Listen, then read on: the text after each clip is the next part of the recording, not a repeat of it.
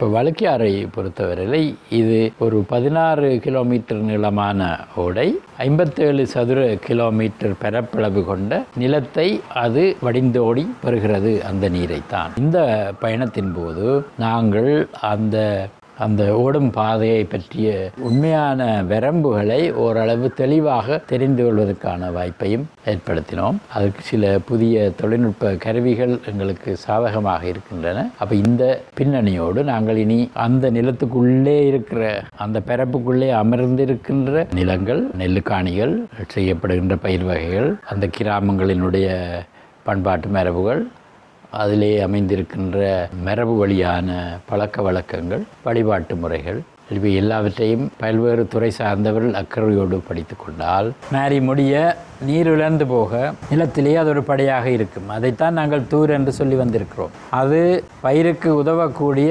பசலை சத்துக்களை கொண்ட ஒரு பொருள். அதனை தூர் வாருதல் என்ற சொல்லின் மூலமும் நாங்கள் மிளவும் தெளிவாக குறிப்பிடுகிறதுக்கு காரணம், வார்ந்தெடுப்பது, சேர்த்து அணைத்து எடுத்து கொண்டு போய் பக்குவமாக வயலில் சேர்ப்பது. அதன் மூலம் மேலே படிந்திருந்த மணல் போய் குளம் இன்னொரு புதிய ஒரு ஆழத்தை அடையும். ஆனால் அளவுக்கு அதிகமான ஆழப்படுத்துதல் என்ற அர்த்தம் அதுக்கு வராது. ஆழப்படுத்துவது என்பது யந்திரத்தால் செய்யப்பட வேண்டியது. சரியான யந்திரத்தை சரியான நிதியோடு கொண்டு வந்து இறக்கினால் தூர்வாரதலை 2 மணித்தியாலத்தில் நிறுத்தி விட்டு போகலாம் என்பது. அது அந்த விடயத்தை புரியாத, அந்த நிலத்துக்கு அந்நியமான அல்லது அந்த தொழிலுக்கு பயிற்றப்படாத ஒரு யந்திரத்தை இயக்குபவரின் கையில் உம்முடைய உயிர் நாடியை கொடுப்பது போலத்தான் எனக்கு தெரிகிறது. ஆகவேதான் ஆழப்படுத்துதல் என்ற சொல்லை நம்முடைய அகராதியில் இருந்து அகற்றுவோம். தூர்வாருதல் என்பதை பக்குவமாக மேல்மட்டத்தில் படிந்த நல்ல பொருளை தவிர்த்து எடுத்து குளத்தை அடுத்த மாரிகாலத்துக்கு ஆயத்தப்படுத்துதலை தான் சொல்கிறோம் என்பதை நாங்கள் நம்முடைய இளம் நீர்வாண்மையாளர்கள் வட்டம் திரும்ப திரும்ப வலியுறுத்தி வருகிறோம்.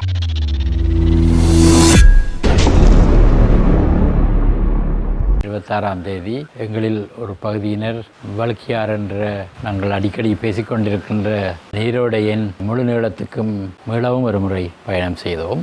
என்னை பொறுத்தவரை 7வது தரமாக அது இருக்கலாம்.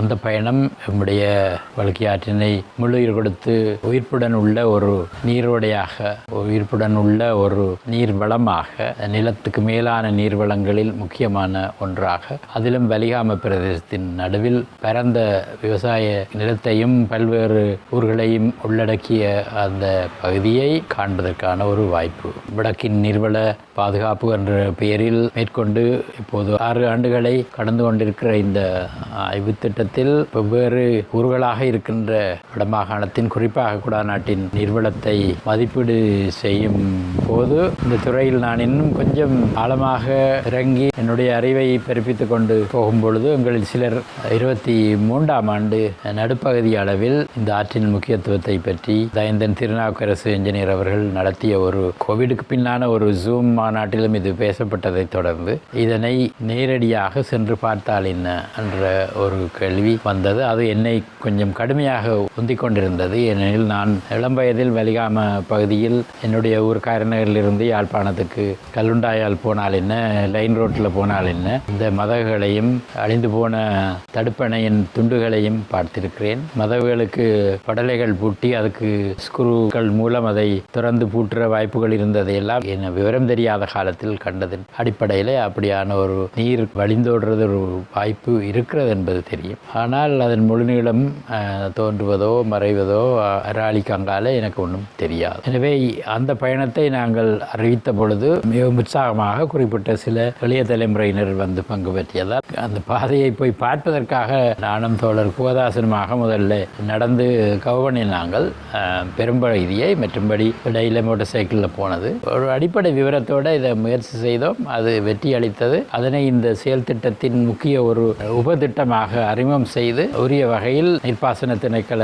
பொறுப்பாளர்களையும் பல்கலைக்கழகத்தில் இந்த செயல் திட்டத்திற்கு பின்னணியில் இருக்கிறவர்களையும் ஒன்றிணைத்து அதுக்கு எங்கே தொடங்குகிறது என்ற கேள்வி வரும் பொழுது இந்த வரத்தலை விழான் என்ற ஊரில் உள்ள குளத்தை ஒரு குறிப்பிடத்தக்க ஒரு தேக்கமாக கருதி அதை அறிவதற்காக அந்த ஊரில் இருந்த ஒரு இளைப்பாறிய மூத்த கிராம அலுவலரை போய் நீண்ட நேரம் அவரோட கதைத்து அதன் அடிப்படையில் பெற்ற விவரங்களோடு நாங்கள் தொடங்கினாங்கள். அப்போ அதுதான் இன்றைக்கு அடுத்தடுத்து வருஷந்தோறும் இந்த 3 ஆண்டுகளில் 2.5 ஆண்டுகள்னு சொல்லலாம். இந்த காலத்தில் எங்களுடைய அதை பற்றிய அறிவும் அதன் மேல் உள்ள அக்கறையும் இன்னும் அதிகரித்திருக்கிறது என்று சொல்லலாம். சென்ற ஆண்டில் அதை காட்சிப்படுத்துவதற்காக ஒரு நல்லூர் காலத்தில் திருவிழா காலத்தில் செய்கிற கண்காட்சிக்கு ஒரு முப்பரிமாணம் கொண்ட ஒரு பலகையில் செய்யப்பட்ட அதனுடைய மாதிரி ஒன்றை ஓரளவு பார்த்தவுடனே ஒரு விஷயத்தை தெரிவிக்கக்கூடிய வகையிலான ஒரு மாதிரியை எங்களுடைய அணியில் உள்ள சாய்சுதன் அவர்கள் செய்து தர அதை மக்களுக்கும் இளைஞர் பள்ளி மாணவர்களுக்கும் ஆர்வம் உள்ளோருக்கும்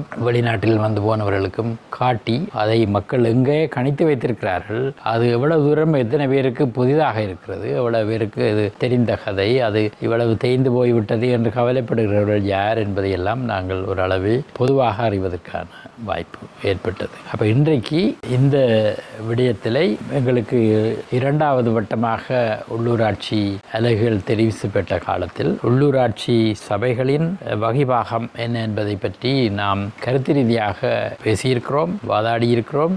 அது உலக மட்டத்திலேயே அந்த இடத்திலே நகர சபைகளும் மாநகர சபைகளும் உள்ளூராட்சி சபைகளும் நீர்வளத்தை ஐரோப்பிய கண்டத்தில் எவ்வாறு பராமரிக்கிறார்கள், எவ்வாறு சட்டம் அமைக்கிறார்கள் என்பதை ஓரளவு ஆழமாக படித்தவன், என்னுடைய மாணவர்கள் அதில் ஆய்வு செய்தவர்கள் என்ற அந்த பின்னணியும் எனக்கு இருக்கிற இடத்துல நான் இப்பொழுது அந்த முயற்சியை நாங்கள் ஓரளவு நகர்த்தி சென்று 4வது கட்டமாக போன வருஷம் உள்ளூராட்சி தேர்தலுக்கு முதல் தொடங்கிய முயற்சி இன்றைக்கு இந்த ஞாயிற்றுக்கிழமை நடந்த பயணத்தில் வலிகாமத்தினுடைய 4 உள்ளூராட்சி சபைகளும் அவற்றின் சார்பில் 14 உறுப்பினர்கள் இதில் பங்கு பெற்றிருந்தார்கள். 28 பேர் கொண்ட ஒரு வட்டத்தை உருவாக்கியிருக்கிறோம். அதற்கு மேல் முழு 4 சபைகளையும் சார்ந்த 130 பேர் வரையிலான உறுப்பினர்கள் எல்லோரையும் சந்தித்து அவர்களுக்கு ஒரு கண்காட்சி நிகழ்த்தி காண்பித்திருக்கிறோம். அதற்கு முதல் தேர்தலில் இவர்களில் ஒரு பகுதியினர் வேட்பாளர்களாக வெளிக்கிட்ட பொழுது வடமாகாணத்தினுடைய நீர்வளத்தை பற்றிய உங்களுடைய எண்ணங்கள், அறிவு எவ்வளவு என்பதை கேட்டும், அதே போல அவர்கள் தேர்தலில் வெற்றி பெற்று உள்ளூராட்சி அதிகாரத்தில் இருக்கும்போது உங்களுடைய பொறுப்புகள் என்ன, நீங்கள் என்னவெல்லாம் செய்ய ஆயத்தமாக இருக்கிறீர்கள் என்பதை குடாநாட்டின் சபைகள் 3இல் நாங்கள் வேட்பாளர்களிடையே சில உரையாடல்களை நிகழ்த்தியிருக்கிறோம். இப்போ இதுதான் இதுவரை வந்த வளர்ச்சி. அந்த உரையாடல்களின் மூலம் அவரவர் அரசியல் பின்னணிகள் வேறுபாடுகளை கடந்த ஒரு நிலையில் அதை தவிர்த்து வைத்து விட்டு சட்டமாக்கும் முயற்சியிலும் நிதி ஒதுக்கீடு சார்ந்த விஷயங்கள் முடிவெடுப்பதற்கும் கூட்டாக நீங்கள் சேர்ந்து செய்ய வேண்டியவை பற்றிய முதிர்ச்சியையும் அதற்கான சில கருவிகளையும் நாங்கள் ஏற்படுத்தி தருகிறோம் என்று சொல்லி பயணத்தை இப்பொழுது நடத்தி கொண்டிருக்கிறோம். அதில் வலிகாமத்தை பொறுத்தவரை இந்த வழுக்கியாறு நீரோட்டம் செல்லும் பாதையில் நாங்கள் நீரேந்து பிரதேசம் என்று சொல்கின்ற கேட்ச்மெண்ட் என்ற சொற்பதத்தை அறிமுகம் செய்து அது 4 வலிகாம பிரதேச சபைகளை கடந்து செல்கிறது. வலி வடக்கு, வலி தெற்கு, வலி தென்மேற்கு, வலி மேற்கு. இந்த 4ஐயும் தனித்தனியாக அவர்களை சென்று தவிசாளர்களை சந்தித்து உறுப்பினர்களை ஒரு நாள் கண்காட்சி ஒன்றுக்கு அழைத்து ஆளுநர் அவர்களையும் உள்ளூராட்சி ஆணையாளரையும் அதிலே அவர்களுக்கு விவரங்களை சொல்லி அதை உற்சாகப்படுத்த வாய்ப்பை ஏற்படுத்தி அதன் பின்னர் இப்பொழுது அவர்களை அக்கறையின் அடிப்படையில் ஒரு சிறு பகுதியினரை ஒன்று சேர்த்திருக்கிறோம். வலிகாமம் கிழக்கு இதில் நேரடியாக அந்த நீரினுடைய வழிந்தோடும் பாதை அமையாத இடத்து அவரை சேர்க்காவிட்டாலும் அவர்களோடும் தொடர்பை பேணிக்கொள்ள விரும்புகிறோம். இது ஒரு பக்கம். இன்னொரு பக்கத்தில் இந்த நீரேந்து பிரதேசம் என்றால் என்ன, புவியியல் படித்தவர்களுக்கும் இயற்கையியல் இக்காலஜி படித்தவர்களுக்கும் இந்த கேட்ச்மெண்ட் என்ற சொல்லு நன்கு தெரிந்த ஒன்று. நாம் அன்றாட மொழியில் இதை பழக்கப்பட்டவர்கள் அல்ல. நீர் வளங்களுக்கு நீர் ஓடி செல்லும் திசையையும் அந்த பாதையையும் குறிப்பதற்கு இந்த சொல்லு பயன்படுகிறது என்றால் அது இப்பொழுது வேற பயன்பாடுகளுக்கும் அதே சொல்லை பயன்படுத்துகிறார்கள். இப்போ ஒரு குறிப்பிட்ட ஒரு பள்ளிக்கூடத்திலே மாணவர்களை எந்தெந்த பகுதிகளிலிருந்து மாணவர்களை நாங்கள் கவர்ந்து எடுக்கிறோமோ அது எங்களுடைய கேட்ச்மெண்ட் என்று சொல்வார். அந்த பள்ளிக்கூடத்துக்கான கேட்ச்மெண்ட் அப்போ கேட்ச்மெண்ட்ன்றது நீரோட தான், நீருக்கு மட்டும்தான் முதலிலே பயன்படுத்துது. அங்கே கேட்ச் என்பது ஏந்துதல். மழை பெய்கிறது என்று வைத்துக்கொள்வோம். மழை இங்கே பெய்தால், இந்த திடலில் பெய்தால் இந்த வளமாக வழிந்தோடுற தண்ணி இங்கே வரும், மற்ற பக்கம் போகும். வழிந்தோடுறது இது எங்கே சரிவு இருக்கோ அந்த சரிவை நோக்கி ஓடி கடைசியாக இந்த 2 விரல்களுக்கும் இடையேயான ஒரு வெளியினோடாக இறங்கி ஒரு சின்ன அருவியாக, ஓடையாக, சிற்றோடையாக சென்று பல சிற்றோடைகள் சேர்ந்து ஒரு நதியாக, ஆறாக பெருக்கெடுக்கிறது. அப்போ உலகத்தில் புகழ்பெற்ற அத்தனை பெரிய பரிமாணங்களை கொண்ட கங்கை நதி உட்பட எல்லா நதிகளும் எங்கேயோ ஒரு இடத்தில் பெய்கிற மழை சரிந்தோடுவதனால் வருவதனால் அந்த குறிப்பிட்ட பெரும் நதிக்கு இல்லை என்றால் ஒரு அதனுடைய கிளை நதிக்காவுதல் நாங்கள் கேட்ச்மெண்ட் என்று சொல்லப்படுகின்ற அந்த பிரதேசத்தை அளந்து வைத்திருக்கிறோம். அப்போ வழுக்கியாறை பொறுத்தவரையில் இது ஒரு 16 கிலோமீட்டர் நீளமான ஓடை, 57 சதுர கிலோமீட்டர் பரப்பளவு கொண்ட நிலத்தை அது வடிந்தோடி வருகிறது அந்த நீரைத்தான். இந்த பயணத்தின் போது நாங்கள் அந்த ஓடும் பாதையை பற்றிய உண்மையான வரம்புகளை ஓரளவு தெளிவாக தெரிந்து கொள்வதற்கான வாய்ப்பையும் ஏற்படுத்தினோம். அதற்கு சில புதிய தொழில்நுட்ப கருவிகள் எங்களுக்கு சாதகமாக இருக்கின்றன. அப்போ இந்த பின்னணியோடு நாங்கள் இனி அந்த நிலத்துக்குள்ளே இருக்கிற அந்த பரப்புக்குள்ளே அமர்ந்திருக்கின்ற நிலங்கள், நெல்லுக்காணிகள், செய்யப்படுகின்ற பயிர் வகைகள், அந்த கிராமங்களினுடைய பண்பாட்டு மரபுகள், அதிலே அமைந்திருக்கின்ற மரபு வழியான பழக்க வழக்கங்கள், வழிபாட்டு முறைகள், இவை எல்லாவற்றையும் பல்வேறு துறை சார்ந்தவர்கள் அக்கறையோடு படித்து கொண்டால், போன வருஷம் செய்த ஒரு கனவு காணும் முயற்சி ஒன்றில் ஈடுபட்டிருந்தோம். 56 மக்கள் பல்வேறு துறை சார்ந்தவர்கள் இந்த பிரதேசங்களிலிருந்து வந்து ஒரு நாள் எங்களோடு இருந்து பேசினதன் அடிப்படையில் இன்னும் 10 ஆண்டுகளில் எங்களுடைய முயற்சியால் இந்த ஆற்று பள்ளத்தாக்கும் எப்படி இருக்கும் என்பதை சேர்ந்து கற்பனை செய்தோம். அதன் அடிப்படையில் சில வடிவங்களை வரைந்து திட்டினோம். இப்பொழுது அவற்றை தொழில்நுட்ப ரீதியாக கம்ப்யூட்டரை பயன்படுத்தி வரைபடங்களை தெளிவாக ஏற்படுத்தி கொண்டிருக்கிறோம். அதில் உள்ள நீரினுடைய போக்குவரத்தை கணித்து கணித முறைப்படியும் சமூக மாற்றங்களுக்கு உகந்த வகையிலும் அவை ரெண்டையும் பிணைத்து பார்க்கின்ற ஒரு சோசியோ ஹைட்ராலஜி, சமூக நீரியல் பார்வையில் இதை முழு முயற்சியாக ஆய்வாளர் தயந்தன் அவர்கள் மேற்கொண்டிருக்கின்றார். இந்த விடயங்களை பேராசிரியர் சிவபாலன் சர்வதேச அரங்கில் முக்கியமான சில மாநாடுகளில் எடுத்து சொல்லி அங்கே இதற்கு கிடைத்திருக்கிற இந்த உதாரணத்தை நாங்கள் சிறிய மட்டத்திலும் கூட பெரிய தாக்கத்தை ஏற்படுத்தக்கூடிய ஒரு விஷயத்தை செய்கிறோம் என்ற ஒரு வரவேற்பும் எங்களுக்கு கிடைத்திருக்கிறது. இனி இது ஒரு 2-3 அடிப்படையான விஷயங்களை நாங்கள் தாண்டி சென்றாக வேண்டும். அதாவது இது புராதனமான ஒரு நீரோடை, அராலி துறையில் கடலோடு கலப்பதனால் அராலித்துறையிலிருந்து ஊருக்குள்ளே பூந்து வந்து போய் மாறி தினமும் ஏறி இறங்கி கொண்டிருந்த கடல் நீரும் நன்னீரும் கலக்கும் இடத்தை இதை அறிவுபூர்வமாக சமாளிப்பதற்காக 48ஆம் ஆண்டு நாங்கள் சுதந்திரமடைந்த வருடத்திலே இந்த தடுப்பணையும் அதுக்கான ஒரு நீர்ப்பாசன திட்டமும் வரையப்பட்டது. அந்த திட்டத்தில் ஒருபுறம் பாய்ந்து வருகின்ற மாரி வெள்ளத்தை வெளியேற்றுவதற்கான ஒழுங்கும், வெளியேறிய நீர் தடுக்கப்பட்டால் அந்த நீரில் ஒரு பெரும்பகுதியை கோடை காலத்துக்கு தேக்கி வைக்கலாம், எனவே நீரை கொண்டிருக்கின்ற ஒரு தேக்கமாகவும், இந்த அணை சரியாக செயல்பட்டால் கடல் நீர் உட்புகுவதை நிரந்தரமாக தடுப்பதற்கான வாய்ப்பு, இவை 3ம் நிறுவப்பட்டிருக்கின்றன. இதுதான் தொண்டைமனாறு தடுப்பணையிலும் நாவற்குழியில் உள்ள தடுப்பணையிலும் எங்களுடைய கடல் ஏரியை பாதுகாக்கிறது. இங்கே ஊருக்குள்ளே இருந்து வர நன்னீர் பாய்ந்து போய் பெருமளவு நன்னீராகவே இருக்கின்ற ஒரு நீரோடை. இது வெள்ளம் முடுற வாய்க்காலா அல்லது நீர் பாய்கின்ற ஆறா என்று சொல்லும் பொழுது இது ஆறு அல்லவே, இது வருஷம் முழுக்க தண்ணீர் ஓடவில்லை என்றப்ப அதுக்கும் அறிவியல் படி சீசனல் ஸ்ட்ரீம், பருவகால ஆறு அப்படின்னு சொல்லுவோம், அல்லது இன்டர்மிட்டன்ட் ரிவர் என்று சொல்லுவோம், விட்டு விட்டு ஓடுகின்ற ஒரு ஆறு என்று சொல்லுவோம். அவைக்கு வேறாக ஒரு வரைவிலக்கணம் இருக்கிறது நீரியலில். அவற்றை பாதுகாக்க வேண்டியதை அவர் பல காலமாக கவனிப்பாரற்று அந்த அறிவு பூரணமாக இல்லாததை பற்றி அக்கறை கொண்டவர்கள் ஐரோப்பிய கண்டத்தில் உதாரணத்துக்கு அதை முக்கியமான ஒரு வளமாகவும் அதனை பற்றிய அறிவை பெருக்க வேண்டியதன் தேவையை ஏற்படுத்துகிறார். அப்போ ஒரு நிலப்பரப்பில் ஒரு தேசத்தின் ஒரு சமூகத்தினுடைய நீர்வளத்தை உத்தரவாதத்துடன் வைத்திருக்க வேண்டுமானால் இவை அத்தனையும் உள்ளடக்கிய ஒரு செயல் திட்டமும் கற்பனையும் கணிப்புகளும் தேவை. அதை நிறுவுவதற்கும் அதை பரீட்சார்த்தமாக செய்து கொண்டே பல எளிய தலைமுறையினர் அறிவை பெருக்குவதற்கும் பல்கலைக்கழகங்களில் இதையொட்டிய கல்விக்கு ஆதாரமாக அமையக்கூடிய வகையிலும் நாங்கள் செய்கிற முயற்சிகள் அமைந்திருக்கின்றன.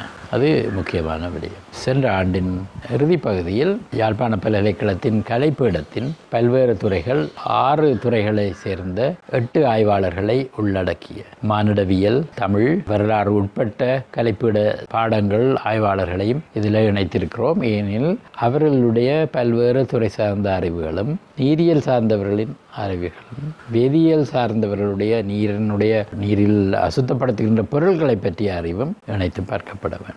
இந்த முயற்சியில் இந்த நீர் வழிந்தோடும் அந்த நிலப்பரப்பில் விவசாயத்தின் வழியாக வழுக்கியாறில் செல்கின்ற நீரின் தரம் எவ்வாறு பாதிக்கப்படுகிறது, அதன் மூலம் அந்த நீரை பெற்று நிரம்புகின்ற கிணறுகளின் தரம் எப்படி பாதிக்கப்படுகிறது என்பதை இன்னொரு ஆய்வாளர் 2 ஆண்டுகளுக்கு கணிப்பதற்கும் அளவீடு செய்வதற்கும் தயாராகி கொண்டிருக்கிறார்.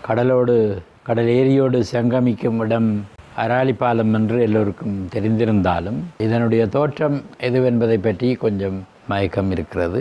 நான் ஏற்கனவே சொன்னது போல வரத்தலை விளான் கிராமத்தில் அங்கே உள்ள பழைய பிள்ளையார் கோவிலை அண்டிய பகுதியில் அண்மையில் புனருத்தாரணம் செய்யப்பட்ட ஒரு நீண்ட பெரிய குளம் இருக்கிறது. அதை வரத்தலை விளான் பிள்ளையார் கோயில் குளம் என்று சொல்வோம். அந்த குளத்தை நீரோட்டத்தினுடைய தொடக்கமாக ஆரம்ப புள்ளியாக நாங்கள் கருதினாலும் அந்த நிலப்பரப்பை பற்றி தெரிந்தவர்கள் அதற்கும் வடக்காக இருக்கிற பகுதியிலிருந்து இன்றும் சொந்த நிலத்தில் வாழ முடியாமல் இருக்கிற சமூகங்களை சார்ந்தவர்கள் சொன்ன கருத்துக்களின்படி அதையும் விட உயரமான புள்ளியிலிருந்து பெய்கின்ற மழைதான் இந்த குளத்துக்கு வந்து சேர்கிறது. உதாரணமாக தையட்டி, மயிலட்டி, பலாலி போன்ற இடங்களில் அவற்றை நாம் வெறும் இன்றைக்கு நேரடியாக காண்பதற்கான வாய்ப்பு இல்லாவிட்டாலும் படங்களில் மேப்புகளில் இருந்து நாங்கள் அதை கணித்திருக்கிறோம். நம்முடைய பேச்சுக்கும் நம்முடைய உரையாடலுக்கும் நம்முடைய பார்வைகளுக்கும் அது பொருத்தமான குளமாக இருப்பது நல்லது. அதுக்கு மேலாக குறிப்பாக இராணுவ கட்டுப்பாடு பிரதேசத்தில் உள்ள அடிப்படையாக நீரை கொண்டு வருகின்ற வாய்க்கால்கள், பெயரிடப்பட்ட புராதன குளங்கள், அவை அந்த நிலத்தில் விவசாயம் செய்யப்பட்ட பொழுது அவசியமான குளங்களாயிருந்த கதைகள் எங்களுக்கு இப்பொழுது இந்த பிரதேச சபையின் மூத்த உறுப்பினர்கள் சொல்லுகிறார்கள். அதை இன்னும் கொஞ்சம் விவரமாக எடுத்துக்கொண்டு அவர்களில் மூத்தவர்கள் சிலருக்கு பழைய ஆவணங்கள் பற்றிய பின்னணியும் சில முயற்சிகளுக்கு தாங்கள் உதாரணமாக ராஜேந்திரம் என்ற ஒரு ஐயா உறுப்பினராக இருக்கிறார் வலி வடக்கில். அவரிடம் நேரடி அனுபவங்களும் அவர் சொல்கின்ற விஷயங்களும் அவசியமான விஷயங்கள். அவற்றை உரிய அனுமதியோடு நாங்கள் அந்த இடங்களை குறித்து எங்களுடைய பதிவை கொஞ்சம் வலுப்படுத்துகிற ஒரு வாய்ப்பு அங்கே இருக்கிறது. இதைவிட உரிய வகையில் இந்த நீரோட்டத்தின் முக்கியத்துவத்துக்கு பயன்படுகிற வகையில் மற்ற பல இடங்களில் உள்ளது போல இராணுவம் போன்ற பெருமளவில் நீரை பயன்படுத்துகின்ற துறைகள், முயற்சிகள், அரச அலகுகள் இவற்றில் அக்கறை செலுத்த வேண்டும் என்றதை சில இடங்களில் சில தேவைகளுக்காக நாங்கள் ஏற்கனவே மாகாண மட்டத்திலே வலியுறுத்தி இருக்கிறோம். அதை தொடர்வதற்கான ஒரு வாய்ப்பும் சரியான உரையாடல் மூலம் மேற்கொள்வதற்கு நம்மிடம் அந்த சந்தர்ப்பம் இருக்கிறது. இதைவிட இந்த வழுக்கியாறு தொடக்கம் என்று நாங்கள் சொல்வதை அதிகம் கேள்விக்குள்ளாக்க வேண்டாம். நாங்கள் இருக்கிற நிலைமையில் பயன்படக்கூடிய ஒரு வகையில் ஒரு புள்ளியை தொடங்கி இருக்கிறோம் என்பதை சொல்லிக்கொண்டு அதை தொடர்ந்து அது போகும் வழியில் ஒன்றின் கீழ் ஒன்றாக அமர்ந்திருக்கின்ற பெரிய குளங்கள், 6 குளங்கள் இருக்கின்றன. அந்த குளங்களை எல்லாவற்றையும் எல்லோருக்கும் தெரியாதென்றாலும் நன்கு ஊரறிந்த குளங்கள், அம்பனையில் இருக்கின்ற ஒரு குளம் சுழுவில் குளம் என்று சொல்லப்படும் பெரிய தம்பிரான் கோவிலோடு இருக்கிற குளம். அதை தாண்டி அளவட்டியிலே பலருக்கும் தெரிந்த பினாக்கை குளம் என்பது ஒரு ஆழமான குளம், பரந்த பரப்பளவை கொண்டது. அதைத் தொடர்ந்து கந்தரோடை குளம் என்பது அதே அளவு ஆழம் இல்லை, ஆனால் நிலப்பரப்பில் மிகவும் விரிந்தது. அந்த குளம் பெருமளவு தண்ணீரை தேக்கி வைக்கக்கூடியது. அது பின்னர் சின்ன ஒரு குறுகிய வாய்க்காலாக மாறி சங்குவேலி ஊடாக சீரணி பாலம் என்று சொல்லப்படுகின்ற மானிப்பாய் ரோடு கீழே உள்ள பாலத்தினால் அந்த வீதியை கடந்து பின்னர் சங்கானைக்கு மேற்காக அமைந்திருக்கின்ற அந்தராயன் வாய்க்கால் என்று சொல்லப்படுகின்ற இன்னொரு நீரோடை, அது பண்டத்தெருப்பு பக்கத்தில் இருந்து தென்மேற்காக வருகின்ற வாய்க்கால், அது இதோட இணைகிறதன் மூலம் அதை தொடர்ந்து வலிகாமம் மேற்கு பகுதியில் 2-3 சுமாரான குளங்களும், அதில் ஒன்று முதலியார் குளம் அல்லது முதலி குளம் என்பது நவாலி வீதியிலே அது வழுக்கியாறு தெரு, அந்த தெருவை கடக்கும் போது ஒரு பெரும் அகன்ற நீர்ப்பரப்பாக இருக்கிறது. அப்போ இந்த குளங்கள் ஒவ்வொன்றுக்கும் தனித்துவம் உண்டு. அவை நிலத்தடி நீர் வளத்தையும் கோடை காலத்தில் தேவைப்படும் இடங்களில் நீர்ப்பாசனத்துக்கான வாய்ப்பாகவும் இயற்கைக்கான ஓரளவு நீரை காப்பாற்றுவதற்கும் அதற்கு மேல் வெவ்வேறு சமூக தேவைகளுக்கு சடங்குகளுக்கு இந்த குளங்கள் பயன்படுகின்றன. இந்த குளங்களை காலத்துக்கு காலம் தூர்வாரி அதில் வந்தடையும் வண்டல் மண்ணை அகற்றி அதனை பயனுள்ள வகையில் கமக்காரர் பெற்றுக்கொண்டு அதற்கு பதிலீடாக இந்த குளத்தின் முகாமைத்துவத்தில் தங்களுடைய உதவியை வழங்கி வந்த ஒரு பாரம்பரியம் நமக்கு இருக்கிறது. இன்றைக்கு அதே அளவு உற்சாகமாக அந்த பாரம்பரியம் இல்லை என்று சொன்னாலும் அந்த போகிற வழியில் உள்ள நீர் பாயும் கதவுகளை திறக்கிறது மூடுவது போன்ற பொறுப்புகளை கமக்கார அமைப்புகள் தான் செய்து வருகிறார். அப்போ இங்கே உள்ளூராட்சி அதிகாரமும் மத்திய அரசின் திணைக்களங்களான நீர்ப்பாசன திணைக்களம், கமநல சேவைகள் திணைக்களம் இவை அந்த பொறுப்புகளை பகிர்ந்து கொண்டிருக்கின்றன. மக்கள் மட்டத்திலே நான் சிறுவனாக இருந்த காலத்தில் கிராம சங்கம் என்று அழைக்கப்பட்ட உள்ளூராட்சி செய்த வேலைகளை இன்றைக்கு அவரவர் பிரதேச சபைகள் சார்பில் வேறு சில மக்கள் சமூக அமைப்புகளும் சிவில் சமூக அமைப்புகளும் சேர்ந்துதான் செய்கிறார்கள். இவை ஒவ்வொன்றும் ஒவ்வொரு இடத்திலும் எந்தெந்த வகையில் அமைந்திருக்கின்றன, என்ன உறவு முறைகளோடு அவ்வளவு திறன்பட செய்கிறார்கள் என்பது இன்னும் கண்டறியப்பட வேண்டிய விடயமாகத்தான் இருக்கிறது. ஆனால் இது எங்களை போன்றவர்களுக்கு மிகவும் அக்கறைக்குரிய ஒரு பொருள் என்பதால் நாங்கள் இவற்றையும் பதிவாக்கி அவற்றில் விஷயங்களை செழுமைப்படுத்துவோம். இவை எல்லாவற்றினுடைய நோக்கமும் இறுதியில் பொறுப்புள்ள ஒரு சமூகத்தையும் குடிமக்களையும் அதே போல தங்களுடைய கடமைகளை சீர்வரச் செய்கின்ற உள்ளூராட்சி அதிகாரத்தையும் நாங்கள் வளர்த்தெடுக்கிறது அவசியம் என்பதில் திடமாக இருக்கிறோம். இந்த அவசியத்தை அவர்களை புரிய வைக்க வேண்டியது ஒரு எங்களை பொறுத்தவரையிலே நீண்ட இடைவெளிக்கு பிள் எடுக்கின்ற ஒரு புதிய முயற்சி. இதுவரைக்கும் நான் ஏற்கனவே சொன்னது போல அவர்களுடைய அரசியல் பின்னணி வேறுபாடுகளை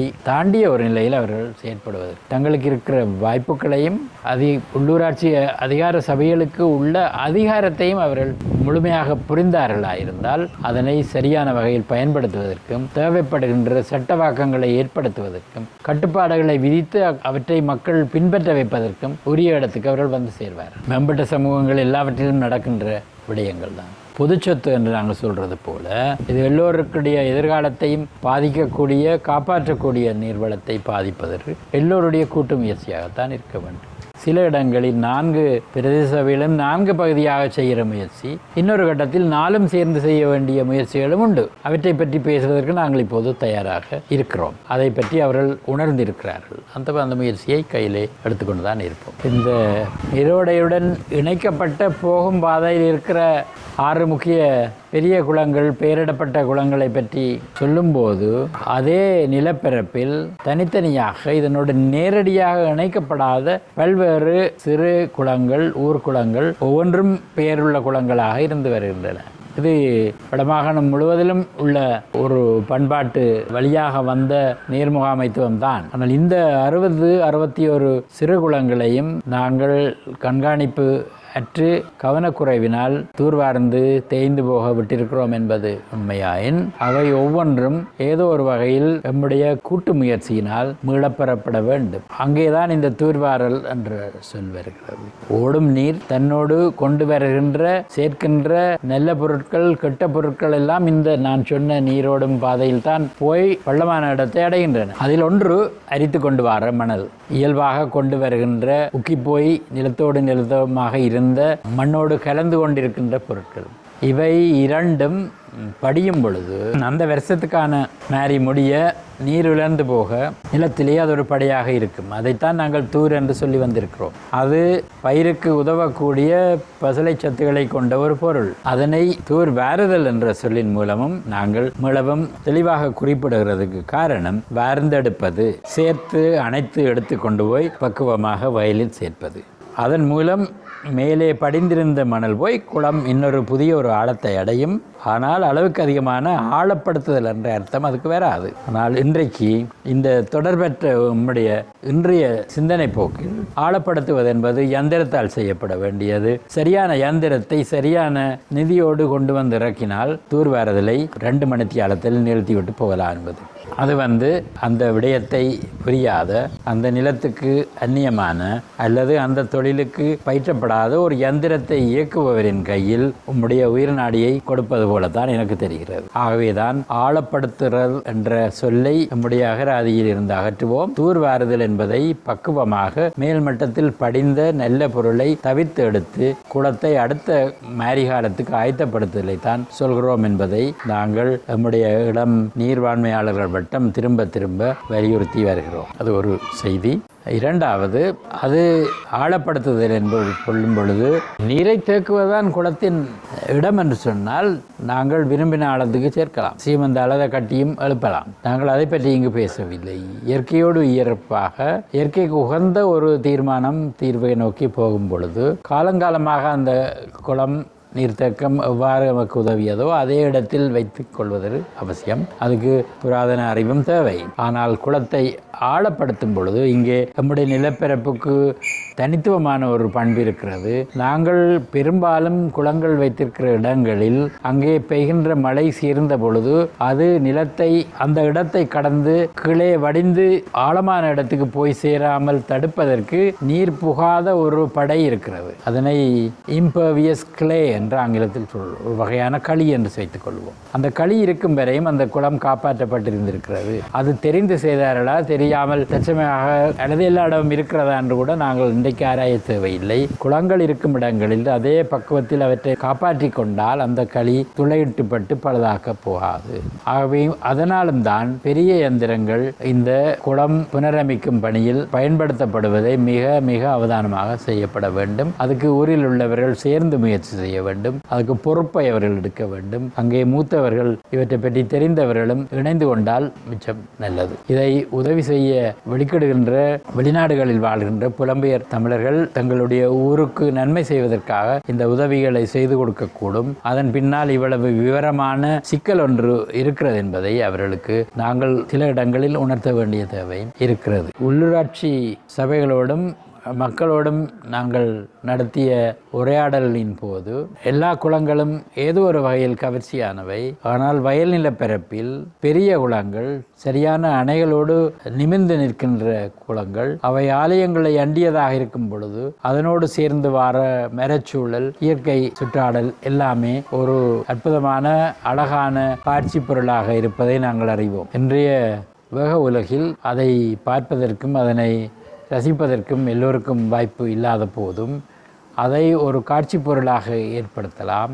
அங்கே உலாவ வந்து போகிறவர்களை வரக்கூடிய வகையில் வாய்ப்புகளை ஏற்படுத்தலாம். வரம்புகளை உயர்த்தி நடைபாதையை அகன்று போட்டால் நடைப்பயிற்சிக்காக வருபவர்கள் கூட வருவார்கள். அழகான பறவைகள் வந்து போகிற இடங்களில் பார்க்கக்கூடியதாக இருக்கும். ஆகவே இவை அனைத்தையும் உள்ளடக்கிய ஒரு சுற்றுலா திட்டத்தை அந்தந்த குளங்களுக்கு ஏற்படுத்தலாம் என்பதையும் அவற்றை சரியான வகையில் திட்டமிட்டு செய்வதற்கும் அதற்கு நிதி ஒதுக்கிடுவதற்கும் நாங்கள் இதுவரை சொல்லி வந்த இந்த பிரதேச சபைகள் ஆயத்தமாக இருக்கிறார்கள். அவர்களுக்கும் இதன் மூலம் வருவாய் வரப்போகிறது என்பதனால் மக்களையும் வருமானம் ஈட்டுவதையும் எங்களுடைய நீர் பாதுகாப்பையும் ஒரே சமயத்தில் கொண்டு வரலாம் என்ற ஒரு வாய்ப்பு அங்கே காத்திருக்கிறது.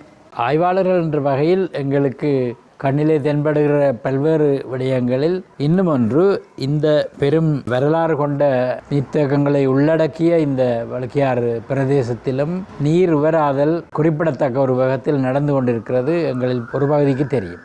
எதிர்பாராத இடங்களில் நன்னீர் இருக்கும் என்று நாங்கள் எதிர்பார்க்கின்ற ஊர்களில் ஓடையிலிருந்து வெகு தூரத்தில் இல்லாத பகுதிகளில் நீர் வராதல் ஏற்பட்டிருக்கிறது. இதற்கு சில பகுதிகளில் குழாய் கிணறுகளின் பாவனையும், வேறு பகுதிகளில் பெருமளவு உறிஞ்சி எடுக்கும் உற்பத்தி தேவைகள் கூட நன்னீருக்கும் உவர்நீருக்கும் இடையே உள்ள இந்த சமநிலையை தளம்ப வைத்து நிரந்தர உப்பாக்கும் வாய்ப்பும் எங்களுடன் கூடவே தான் செல்கிறது என்பது தெரிந்த பின்னர் அதையும் கண்காணிக்க வேண்டிய பொறுப்பு இதே உள்ளூராட்சி சபைகளுக்கு தான் இருக்கிறது என்பதை, அதற்கான உரிய சட்டங்களை மத்திய அரசாங்கம் வகுத்திருந்தும் அவை பின்பற்றப்படாமல் சட்டத்துக்கு புறம்பாக குழாய் கிணறு பதித்தலும், இடங்களுக்கு ஏற்ற வகையில் இல்லாமல் அளவு கடந்த ஆழத்துக்கு அவை பதிக்கப்படுவதும் எல்லோருக்கும் தெரிந்தும் நாங்கள் தெரியாதவர்களாக இருக்கிறோம். இந்த விடயத்தில் உரிய அதிகாரத்தை உள்ளூராட்சி அலகுகள் கையில் எடுக்க வேண்டும் என்பதும், முற்றுமுழுதான நீர்முகாமைத்துவதற்கு அது இன்றியமையாதது என்பதும் ஒன்று. கந்தரோடையில் குறிப்பிட்ட கிராமம் நீண்ட காலமாக வெளியிலிருந்து நீரை பெற வேண்டிய நிர்பந்தத்துக்கு உள்ளாகி இருக்கிறார்கள்.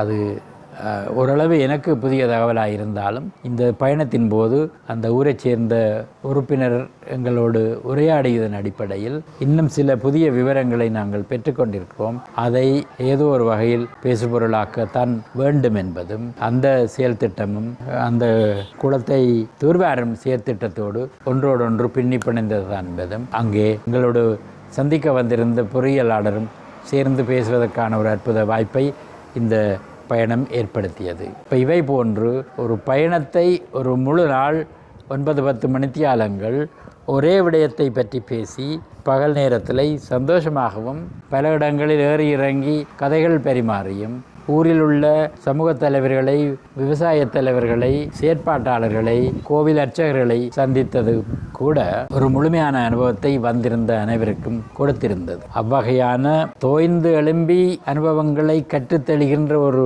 கற்றல் பாதையை ஆழ்ந்த அனுபவத்தின் அடிப்படையில் வகுக்கக்கூடியவனாக நான் இருப்பதனால் அந்த நாள் எனக்கு அந்த வகையிலும் கற்றல் நிகழ்வதற்கு அந்த நாள் ஏற்படுத்திய வாய்ப்பை நான் இயன்ற அளவு முழுமையாக பயன்படுத்தி இருந்தேன் என்ற ஒரு மனநிறைவும் ஏற்பட்டது. இறுதியில் அராலி தடுப்பணையில் அந்த வளைந்த விளிம்பில் எல்லோரும் உட்கார்ந்து ஒரு அரை மணித்தியாலம் வந்த பயணத்தை மீளாய்வு செய்தோம். அதன்போது வந்திருந்தவர்கள் பல விடயங்களை சொன்னார்கள். அவற்றில் முக்கியமான 1-2 சென்ற மார்கழியில் நீங்கள் ஒரு மாதிரி ஒன்றை கொண்டு வந்து மேசையில் வச்சு இந்த நீரோட்டம் வழுக்கியாற்றினுடைய பாதையை சொல்லி அதற்கு பிறகு எங்களில் இளம் வயதினருக்கு தனித்தனி குளங்களும் இருக்கின்றன, எல்லாவற்றையும் தொடுத்து எங்கள் நிலத்தின் பிரதேசத்தின் ஊடாக கடந்து செல்கின்ற ஒரு பெரிய நீரோடை இருக்கிறது என்பதை தெரிந்தது. இன்றைக்கு அதனை நாங்கள் நேரடியாக தரிசிக்கவும் அதில் மழை பொழிந்து கொண்டிருக்கிற பொழுது போனவர்கள் மழை ஓடுவதை பார்ப்பதற்கும், அதற்கு பிறகு அடுத்த நாள் பயணத்தில் போனவர்கள் மழையினுடைய மிச்ச சுச்சங்களையும் வந்து சேர்ந்த கழிவுகளையும் அதே போல அவ்வளவு நீரையும் தாங்கி உறிஞ்சக்கூடிய குளங்களினுடைய பரிமாணத்தையும் அவர்கள் புரிந்து கொண்டார்கள். இப்போ இன்றைக்கு குளங்களை பாதுகாக்க வேண்டியதும் தூர்வாரப்பட வேண்டிய விடயத்தையும் நாங்கள் இனி உள்ளூராட்சி சபைக்கு போய் எடுத்து சொல்ல வேண்டிய தேவையில்லை. அடுத்தடுத்த பயணங்களில் இந்த பயணத்தில் வர முடியாதவர்கள் வந்து கலந்து கொள்வார்கள். அவர்களுக்கான கற்றல் வாய்ப்புகள் வேறு பலவற்றையும் ஏற்படுத்தும் திட்டம் எங்களிடம் இருக்கிறது என்பதையும் இந்த இடத்தில் நான் பதிவு செய்து கொள்ள விரும்புகிறேன்.